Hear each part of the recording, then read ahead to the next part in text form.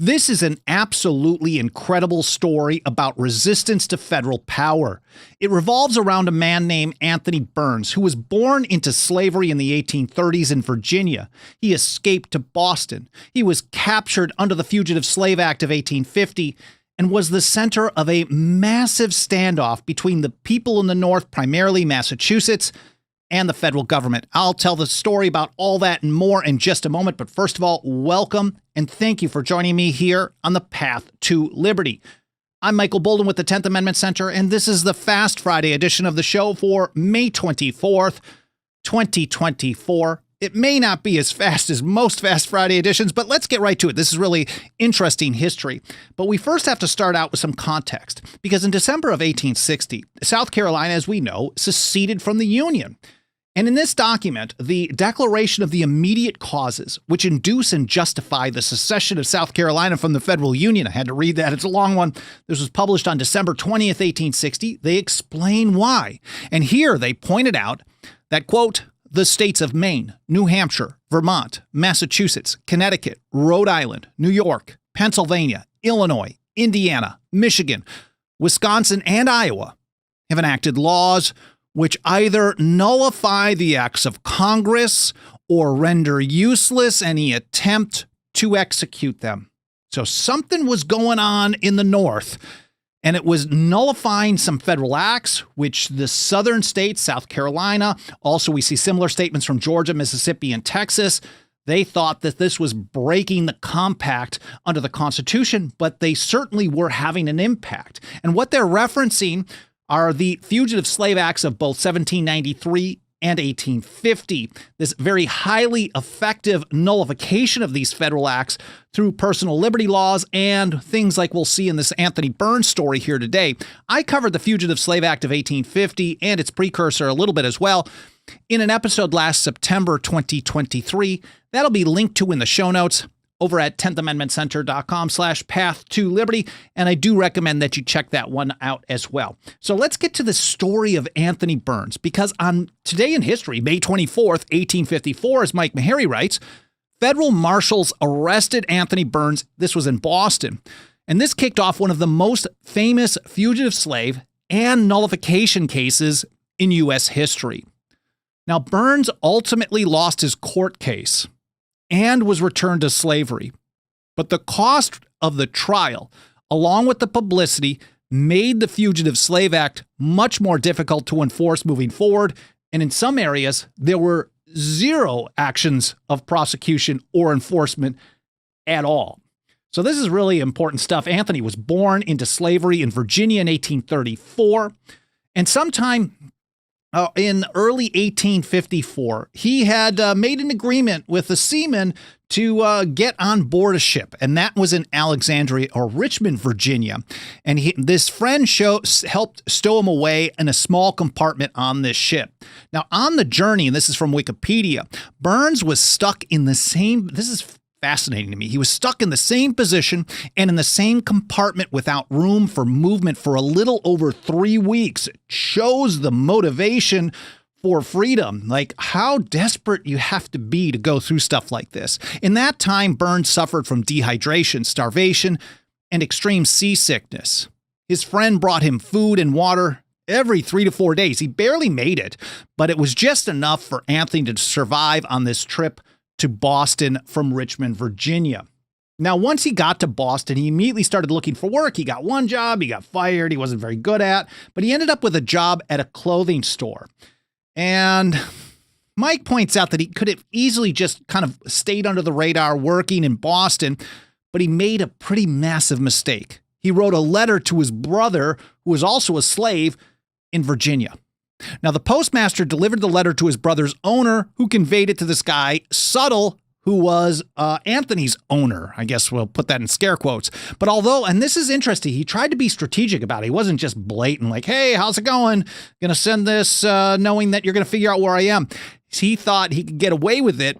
He arranged to have the letter mailed from Canada, but its contents revealed his whereabouts in Boston. So as a result of this guy Subtle went to a judge in Alexandria County in Virginia. He got a warrant for Anthony's arrest under the Fugitive Slave Act of 1850, And a very famous or infamous slave catcher, this is a real name, Deputy Marshal Asa Buttman, was dispatched to catch Anthony Burns. So he went up to Boston, and things started getting a little crazy here. So this is May 24th, 1854. Now, today in history, Buttman scouted out Burns in the clothing store before arresting him. His goal was to make a peaceful arrest in order to not incite mob violence. There was a lot of activity. The Boston committees were very much active in trying to free people who might be caught by fugitive slave catchers. They called them kidnappers, as we'll see here in a moment. They did not want to incite mob violence and then have the mob rescue Burns before he could be returned to the South. So after Burns closed up shop for the day, one of the days at work, he's walking home. So Buttman stops him at the corner of Court and Hanover Street intersection and arrested him under the guise of a jewelry store robbery. So Burns is thinking like, oh, I didn't do this. You got the wrong guy. I'll just go along. I don't want to cause a scene or have any problems. So we'll confront this person and it'll all be solved out. So he went peacefully with this guy to the courthouse. But at the courthouse, this is when Burns expected to be confronted by the jewelry store owner, but it instead was met with U.S. Marshal Freeman. And in this moment, Burns knew he had been caught under the Fugitive Slave Act of 1850. This is pretty scary stuff, I would think, from anybody. So Meharry points out that the very next day, he was brought before a commissioner. They didn't use judges in these situations. That was one of the arguments that was unconstitutional, was that they just appointed someone as a commissioner. It wasn't an actual court situation, and you couldn't have the right amount of due process. There's all kinds of issues with the Fugitive Slave Act, even if you could make the case that it was intended to enforce part of the Constitution. That was an agreement that created the Union. Of course, that's what the South was saying, but there were some very significant issues with the act constitutionally as well that was covered in the episode that I mentioned.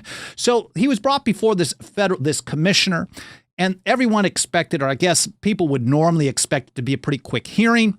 But Mike writes, by happenstance, a prominent anti-slavery attorney walked past the courthouse and heard about the proceedings. This is Richard Henry Dana Jr., and he intervened on Burns's behalf. Now, Burns at first said, I don't want it. I don't want any troubles. I am screwed anyways. They're going to send me back to the South. And if you try to defend me, this is just going to make things worse. I'll probably get beat much worse when I get back.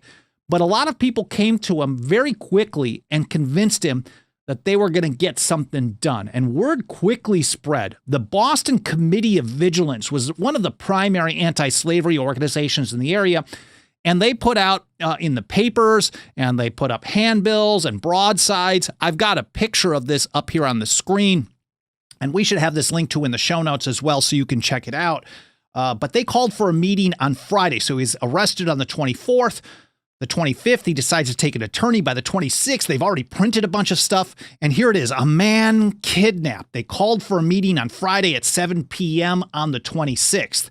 Why? It says, to secure justice for a man claimed as a slave by a Virginia kidnapper and imprisoned in Boston courthouse in defiance of the laws of Massachusetts. So they're not on board with this type of thing. They're making a legal case as well, but also referring to the slave catchers as kidnappers. It seems pretty reasonable, especially with modern moral standards as well, but I don't want to get into that part of it. So they asked this as well. It's at the bottom here. I don't know how well you can see this on the screen. May 26, 1854. Question: shall he be plunged into the hell of Virginia slavery by a Massachusetts judge of probate? They knew that the commissioner was a guy who was a Massachusetts judge of probate working for the state. And how is he helping the federal government, helping the people in Virginia catch someone and return them to total bondage? So during this debate, they actually had, this meeting, they actually had to debate over two possible plans of what to do going forward. They had to act quickly. This is Friday, and they knew that the case was going to resume in court on Monday, the 29th. So on the one hand, they had what was seen as the kind of, I guess, aggressive version. That is, break into the courthouse, free him, and then figure out a way to hide him and probably get him to Canada for freedom at some point, to get him out of there through the Underground Railroad, I guess we could call it. But the other version was, no, that's going to be real problematic. Why don't we do what at least was considered more peaceful? I don't think they would see it like that today.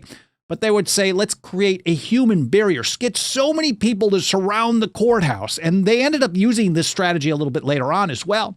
Get so many people to surround the courthouse that would make an immovable human shield where they couldn't even transport Anthony Burns should they try to take him down to Virginia, to the wharf, etc. Make it so difficult that it was virtually impossible to pull off. Now, the committee voted on that version rather than break him out and try to get him to freedom because it was seen as more of a peaceful option and probably more likely to succeed.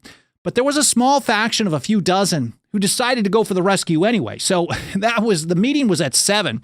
And by 9 o'clock, this group of around 2 dozen started arming up with revolvers and axes, and they were on their way to the courthouse. They hear from Wikipedia, they say the crowd picked up members from the committee meeting as they made their way to the courthouse and began their attack by breaking down the doors with axes and wooden construction beams. So they really just used a battering ram of beams and busted down the door. There was a big fight inside the courthouse, and the rioters someone ended up dying. The death of one of the guards, James Batchelder. I'm not sure how to pronounce the name, but he actually was killed.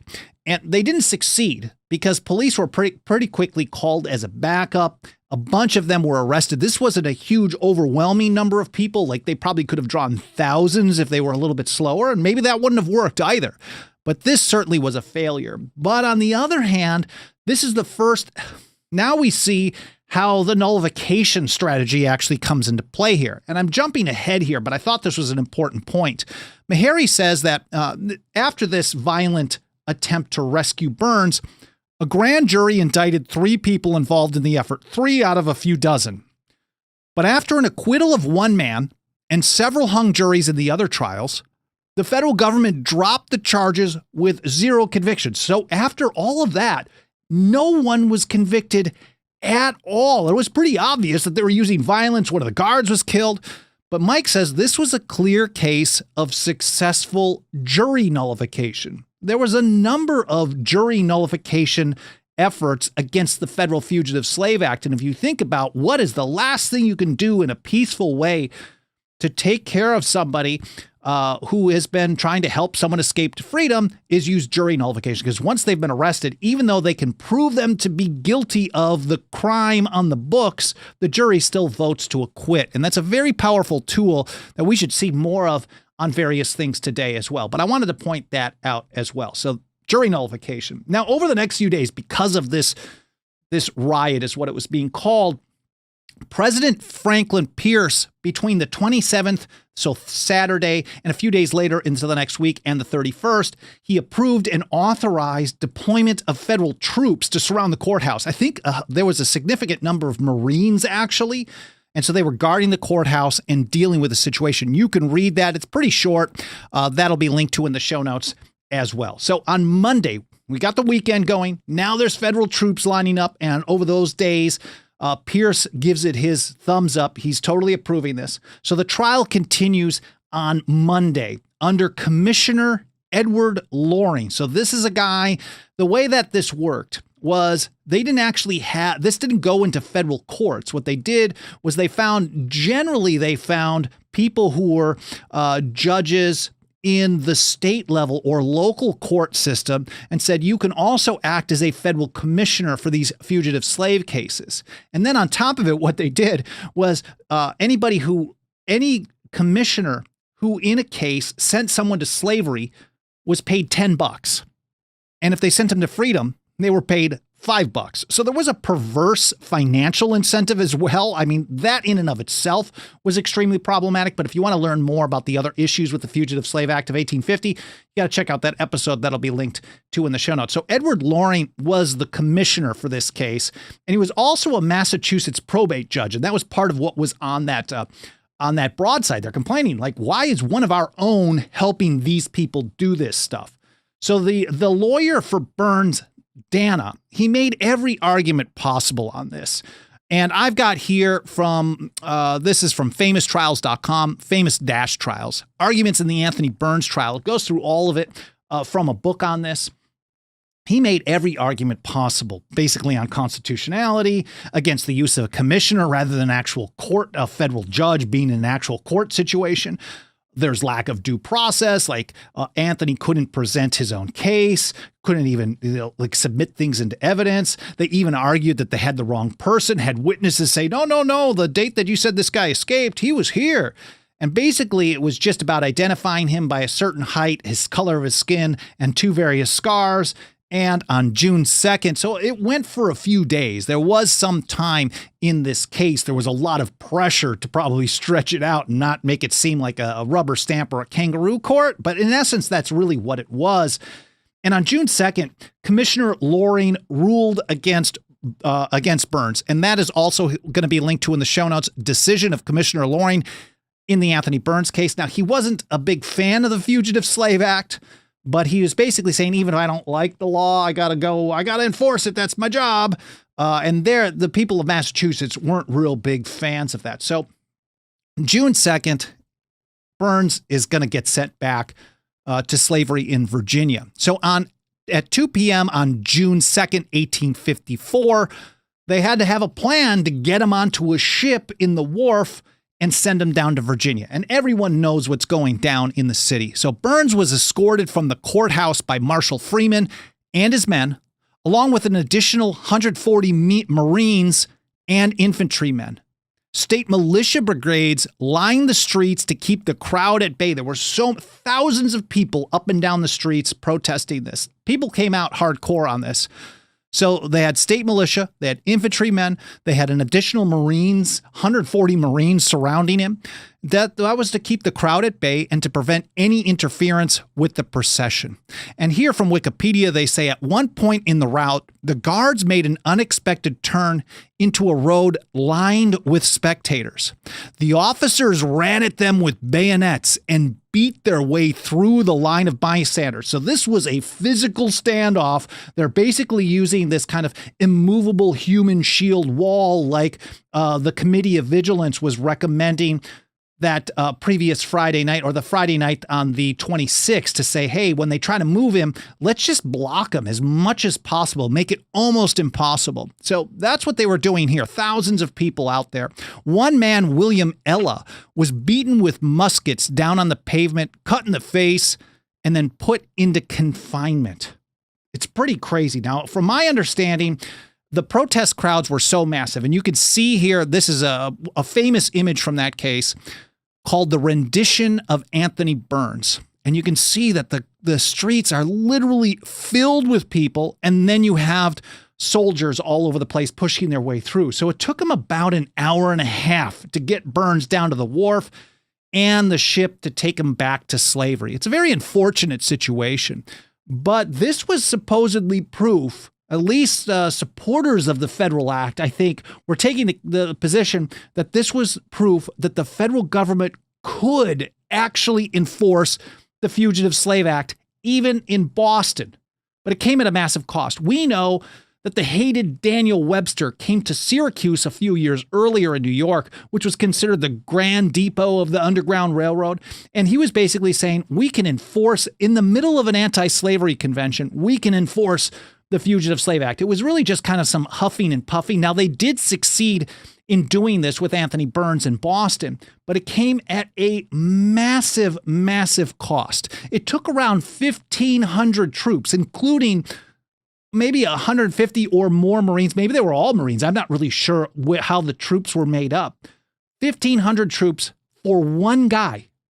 1,500 troops. And Mike Meharry points out that the government spent between $40,000 and $50,000 to prosecute the case, which was a huge sum of money in the 1850s. Now, my math is not good because I went to government-run schools, but I think that comes to almost $1.5 million in today's money. So $1 million to $1.5 million bucks and 1,500 troops to be able to capture one person under the Federal Fugitive Slave Act.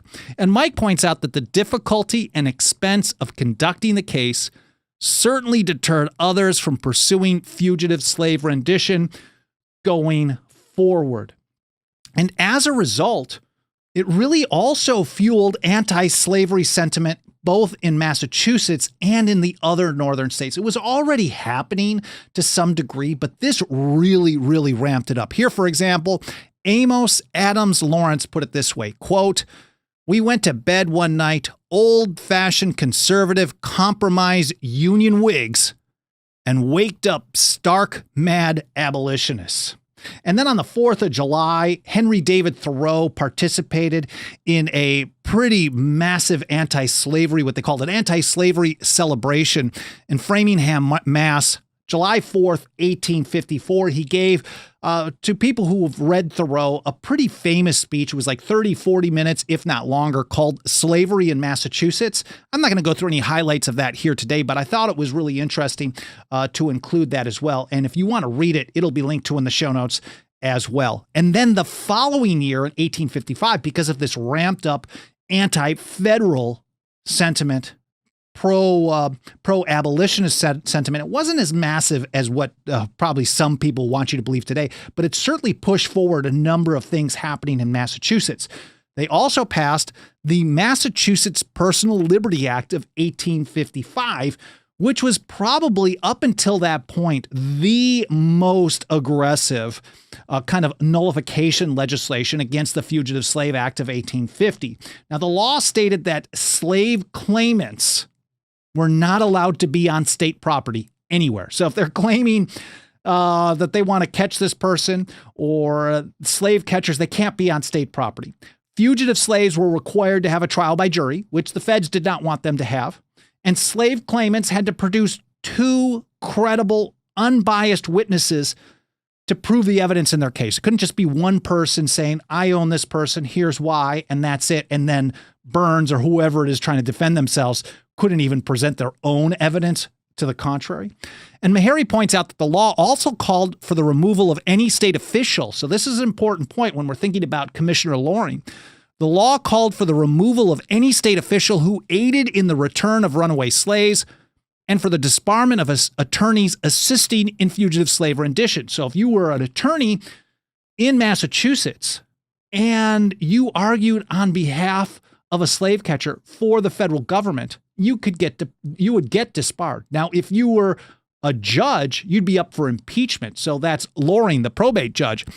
Another section of law, Mike writes, authorized the impeachment. It didn't automatically do it, but it authorized the impeachment of any state judges who accepted federal commissioner positions authorizing them to prosecute fugitive slaves. Quote, any person holding any judicial office under the Constitution or laws of this Commonwealth who shall continue for 10 days after passage of this act to hold the office of the United States Commissioner or any office which qualifies him to issue any warrant or other process under the Fugitive Slave Acts shall be deemed to have violated good behavior, to have given reason for the loss of public confidence, and furnished sufficient ground either for impeachment or for removal by address. And it took a couple of times and a new governor in Massachusetts, but by 1857, Loring was removed from office for his participation in this situation. And the interesting part here is all of this, the silver lining. The terrible part is this man was sent to slavery. It's so much, he was born into slavery, so much difficulty here. But the silver lining is after the Anthony Burns situation and the passage of the Massachusetts Personal Liberty Act in 1855, there is no record, none whatsoever, of any person, zero, any fugitive slave ever being returned from Massachusetts to slavery in the South. So zero. It may have happened in small numbers, but there is no official record of it ever going down. So a group of abolitionists did end up purchasing Anthony's freedom in 1855. So he went to Virginia. I think he was in chains for months, and then he was sold to a guy in North Carolina, and then the guy in North Carolina ended up selling him to some abolitionists.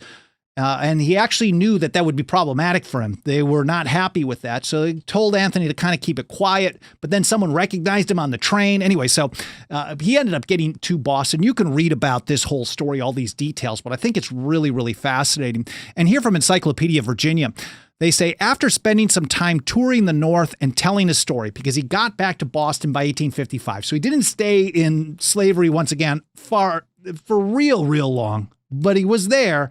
And so he went to Boston, he toured the North, told his story. Then Burns studied for the ministry and ultimately became the pastor of Zion Baptist Church in St. Catharines, Canada West, which is later Ontario. where he lived until his death, which was very, very young, in 1862.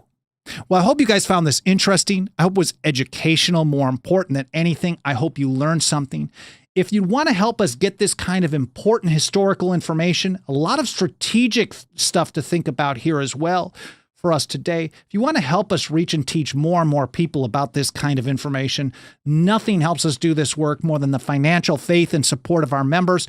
You can join us for as little as $2 a month over at 10thamendmentcenter.com/members. No pressure, but I'd really be very grateful for any consideration you can give to joining us today. We also have annual, 5-year, and lifetime options. Again, 10thamendmentcenter.com/members. I know I'm going pretty long for a Fast Friday episode today, but I thought I wanted to get through all this information, especially on this anniversary of May 24th from 1854. I hope you enjoyed the episode. I hope you have an awesome weekend. I really appreciate you being here, and I hope to see you next time here on the path to liberty.